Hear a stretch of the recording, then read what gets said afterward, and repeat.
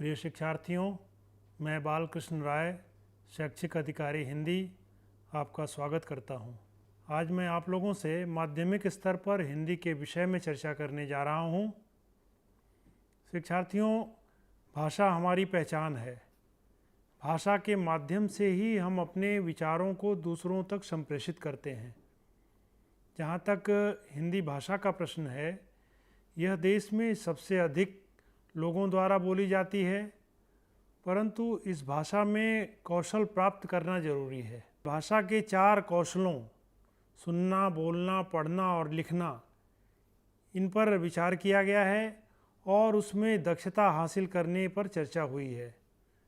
साथ ही इसे जीवन और जगत की जो विभिन्न आवश्यकताएं हैं उसको दृष्टि में रखकर दैनिक जीवन से जोड़ने का प्रयास किया गया है।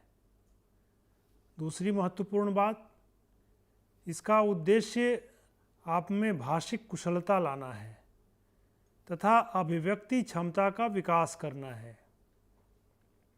चूँकि जीवन में हर एक क्षेत्र में इसकी उपयोगिता है, संप्रेषण क्षमता से ही एक अच्छे करियर का निर्माण किया जा सकता है, इसलिए इस पर बल दिया गया है। इस पाठ्यक्रम से आप में हिंदी पढ़ने की दक्षता बढ़ेगी। आप आवश्यकता अनुसार भाषा के विभिन्न आयामों को पढ़कर समझ सकेंगे। इसके साथ साथ शुद्ध और परिमार्जित व जो प्रामाणिक भाषा है उसमें अपने विचारों को प्रकट कर सकेंगे। पाठ्यक्रम में इस बात का भी ध्यान रखा गया है कि व्याकरण को उसमें समाहित किया जाए ताकि वह आपके लिए बोझिल न हो। आइए अब पाठ्यक्रम जो निर्धारित किया गया है उसकी विशेषताओं पर थोड़ा विचार कर लेते हैं। इसमें सभी विधाओं का समावेश किया गया है। इसमें प्राचीन से लेकर आज तक के रचनाकारों को समन्वित करने का प्रयास किया गया है। जैसे आप देखेंगे कि कबीर और रहीम से लेकर नए रचनाकार निर्मला पुत्तुल तक को शामिल किया गया है। इस पाठ्यक्रम की अन्य विशेषता यह है कि कहानी का अगर व्यापक फलक देखेंगे तो इसमें अमरकांत की कहानी से लेकर प्रेमचंद की जो प्रसिद्ध कहानी शतरंज के खिलाड़ी है उसे भी शामिल किया गया है।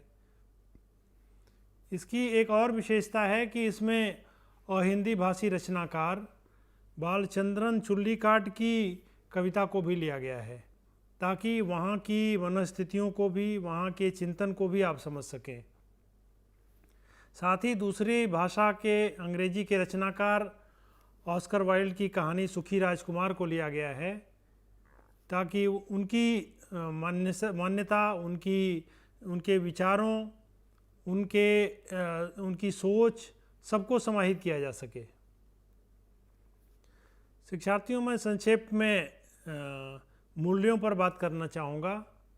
चूँकि शिक्षा का एक मूल मंत्र है कि आप उसमें मूल्यों की स्थापना करें, और आप इस पाठ्यक्रम को अगर आद्योपांत देखेंगे तो आपको लगेगा कि इसमें हर पाठ में किन्हीं मूल्यों का समावेश जरूर किया गया है।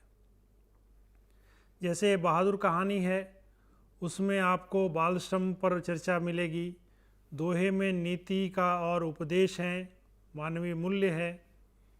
गिल्लू कहानी है, उसमें मानवेतर प्राणियों के प्रति हमारा जो प्रेम होना चाहिए वह दिखाई देता है। आह्वान में राष्ट्रीय चेतना का प्रतिबिंब मिलता है। रॉबर्ट नर्सिंग होम में मानवीय सेवा का रूप मिलता है। भारत की एक बहादुर बेटियां, इसमें नारी सशक्तिकरण का चित्रण आता है। आज़ादी कहानी में कर्मशीलता का विवरण आपको मिलेगा। चंद्रगहना प्रकृति प्रेम पर आधारित है। अखबार की दुनिया में आप मीडिया से जुड़ते हैं, उसके विभिन्न आयामों से परिचित होते हैं। पढ़ें कैसे में पढ़ना एक कला है और आप देखेंगे कि उसमें उसके मूल सिद्धांतों को बताया गया है। सार कैसे लेखन में लेखन कौशल पर विचार किया गया है। इसे जगाओ कविता हमें जागरूक बनाती है जीवन के प्रति, समय प्रबंधन के प्रति। उसके बाद सुखी राजकुमार एक ऐसी कहानी है जिसमें मानवीय हृदय का परिवर्तन दिखाया गया है। बूढ़ी पृथ्वी का दुख कविता यह प्रकृति के संरक्षण की बात करती है। अंधेर नगरी में आप देखेंगे कि राजनीतिक अधःपतन के चित्रण के माध्यम से राजनीति का वास्तविक स्वरूप क्या होना चाहिए उस पर चर्चा की गई है। अगर अपना पराया पर हम बात करते हैं तो उसमें मानवीय स्वास्थ्य की सुरक्षा कैसे की जाए, स्वस्थ कैसे रहें, इस पर विचार है। और बीती विभावरी जागरी कविता प्रकृति प्रेम पर आधारित है। अगर हम नाखून क्यों बढ़ते हैं को देखते हैं तो उसमें मनुष्यता की बात की गई है। और शतरंज के खिलाड़ी राजनीतिक व्यंग्य है और शासन व्यवस्था कैसी होनी चाहिए इसका विवरण है। उनको प्रणाम में उन लोगों के श्रम को महत्व दिया गया है, त्याग को महत्व दिया गया है, जो जीवन में भले ही न सफल हुए हों लेकिन उनके प्रयास बहुत ही सराहनीय रहे। और पत्र लेखन और निबंध लेखन आपके जीवन से जुड़ा हुआ है। तो इस तरह से आप देखेंगे कि ये जो पूरा पाठ्यक्रम है वह कहीं ना कहीं आपको एक पूरे जनजीवन से जोड़ता है, प्रकृति से जोड़ता है, मानवीय मूल्यों की पहचान कराता है, जीवन कौशल का विकास करता है और आपके भाषा कौशल का संवर्धन करता है।